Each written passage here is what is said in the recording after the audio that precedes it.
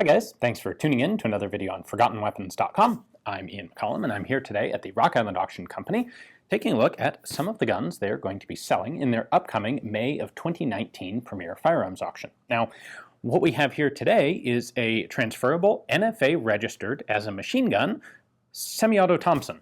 And you might wonder, why on earth would a semi-auto Thompson be registered as a machine gun? Well, the answer is this is actually an original Colt Auto Ordnance Thompson gun. It is a model of 1927, which was specifically sold as a semi-auto only carbine. In fact, they have rewritten that marking on the side where it used to say model of 1921 submachine gun. The rationale for this was a number of customer requests that Auto Ordnance was getting from mostly security agencies that wanted a gun that had the intimidating look of a Thompson, but they didn't actually want to trust their officers with a machine gun. And so what they wanted was just a semi-auto version. And Auto Ordnance was really in some ways desperate to sell guns, and this seemed like an easy enough thing to accommodate, so why not? So what they did is slightly modify the fire control group so that the gun would only fire in semi-auto. You can still flip the selector switch to where full auto used to be, but it still only fires in semi. They changed up some of the markings and they sold this for the same price as a submachine gun as a model of 1927, semi-auto only. Now, there isn't a specific serial number range of these. They were advertised in the catalog, and whenever someone ordered one, they would go ahead and grab a Thompson off the rack, make the conversion, and then ship it out. So in total, they sold something like 100 or 150, really very few. This is one of the scarcest versions of the Colt Thompson. And so, why don't I show you just how close this is internally to an original actual submachine gun. We'll actually go ahead and start with the markings here. As you can see, they have milled out the original markings. It still has the original 1921 serial number. That didn't change. They just changed the markings to 1927, and then they milled out the name of the gun and replaced that with semi-automatic carbine. For reference sake, here is what this originally would have looked like. This is a 1921 Thompson, and in fact you can see right there, this one is actually very, very close. This is within about, within 100, this is 126 digits away. So this was manufactured almost back to back off the line. This is a 1921, and this guy has been remarked as a 1927. Similarly, they also took the automatic marking off of the fire selector. They just milled that out. Once again, for reference, there's what it originally looked like. These still retain pretty much all of the different options you could get. They use exactly the same magazines. Because they're 1921 guns, they're also able to use drums. You could get them with either vertical or horizontal front grips. You could get them with or without the cut compensators. And they remain open bolt firing guns. However, notice I'm still holding down the trigger, only fires in semi-auto. I will also point out the barrel length is the same as a standard full auto Thompson. In a modern semi-auto, if it were a semi-automatic receiver, this would require registration as a short-barreled rifle. However, machine guns are not subject to any barrel length restrictions. So because this is a registered machine gun, despite having semi-auto fire control parts, the barrel length is immaterial and it does not require a stamp as a short-barreled rifle.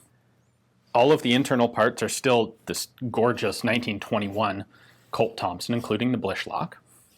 And then if we go to the lower assembly, we'll actually put that on semi-auto, although it doesn't really matter because it doesn't do anything.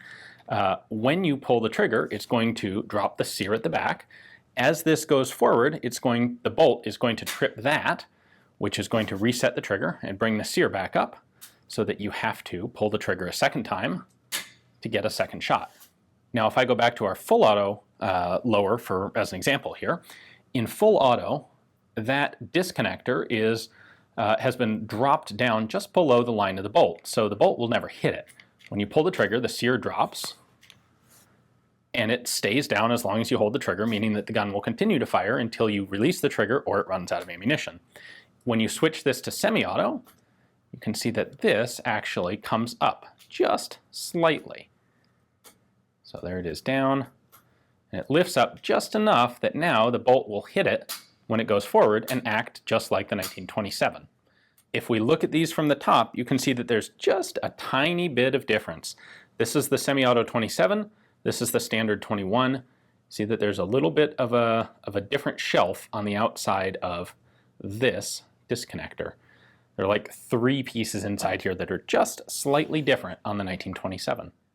Aside from the fact that there were very few of these made in the first place and very few of them survive today, they're actually even harder than you might expect to find information on, because several of the companies making semi-automatic only, as in receivers that are semi-automatic receivers and not basically machine gun receivers, several of those companies have used the name 1927. Typically they'll release a gun called a 1927A1 as a modern semi-automatic only closed bolt firing Thompson. And so if you try searching for information on the 1927, you'll get almost entirely information on those guns instead of these, just for what it's worth. If you decide to go and do some follow-up, you're best off with a couple of the books on Thompsons.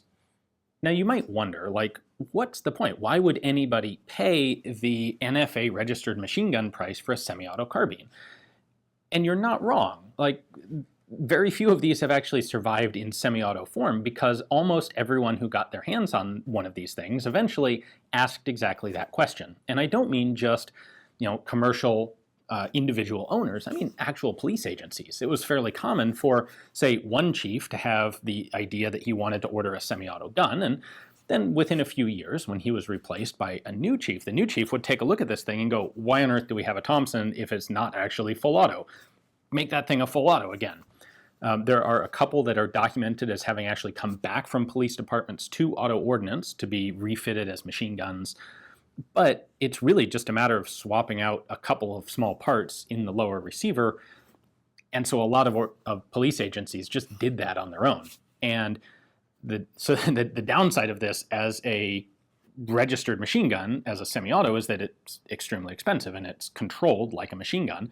The upside is, because it is in fact registered as a machine gun, it's perfectly legal to make it a machine gun. So police agencies, individual owners, anybody who has one of these can in fact just swap full auto parts back into it and have a live functional Thompson. Now, if there were a lot of these, that would make sense in a lot of ways, but it's gotten to the point where there are very few, like very, very few, actual surviving semi-auto only 1927 Thompsons. And so hopefully it's very cool that this one has survived that way, because there are so few of them that have. So this is coming up for sale here at Rock Island. Hopefully whoever buys it will recognize its historical value as one of the very few remaining semi-auto 1927s. So if you want to be the owner of it, take a look at Rock Island's catalog page. That has their description, price estimate, pictures, all that sort of stuff. You can also take a look at everything else that they have coming up in the sale. Thanks for watching.